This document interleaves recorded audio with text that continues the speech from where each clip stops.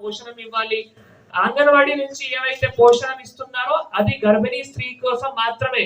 చాలా సందర్భాల్లో ఏమైతాయి, ఆ పోషణం ఏవైతే ఇస్తున్నామో ఇంట్లో అందరూ తినేస్తారు, గర్భిణీ స్త్రీకి పోవట్లేదు. సో మనం ఖచ్చితంగా తప్పకుండా గర్భిణీ స్త్రీ మంచి ఆరోగ్యం అయితే పిల్లలు మంచి ఆరోగ్యంలో పుడతారు. కాబట్టి గర్భిణీ స్త్రీ పోషణం కోసం అందరూ ప్రజాపతులు గాని అధికారులు గాని కలిసి కృషి చేస్తే ఈ సాల్వ్ చేయగలుగుతాం. దీంతో పాటు మనం మట్టి పరీక్ష కూడా ఇక్కడ శాంపిల్ కలెక్ట్ చేయడం జరిగింది. అవి కూడా మట్టి పరీక్ష ప్రకారం రైతులకి ఏవైతే కార్డు ఉన్నాయో అవి ఇవ్వబోతున్నాము. ఆ కార్డును బట్టి మీ మట్టిలో ఏమేమి సమస్యలు ఉన్నాయో, ఏమేమి మీకు అక్కడ న్యూట్రియంట్ తక్కువ ఉన్నాయో, నైట్రోజన్ కావచ్చు, పొటాష్ కావచ్చు, ఆ తర్వాత ఫాస్ఫేట్ కావచ్చు, ఏమేమి తక్కువ ఉన్నాయో దాని ప్రకారమే మీరు ఎరువు పోయాల్సిన ఉంటుంది. సో డిఏ గారు కానీ అగ్రికల్చర్ ఎక్స్టెన్షన్ ఆఫీసర్స్ కానీ కూడా ఏవైతే మట్టిలో మీ అక్కడ సాయిల్ పారామీటర్స్ ఉన్నాయో దాని ప్రకారమే మనం పంట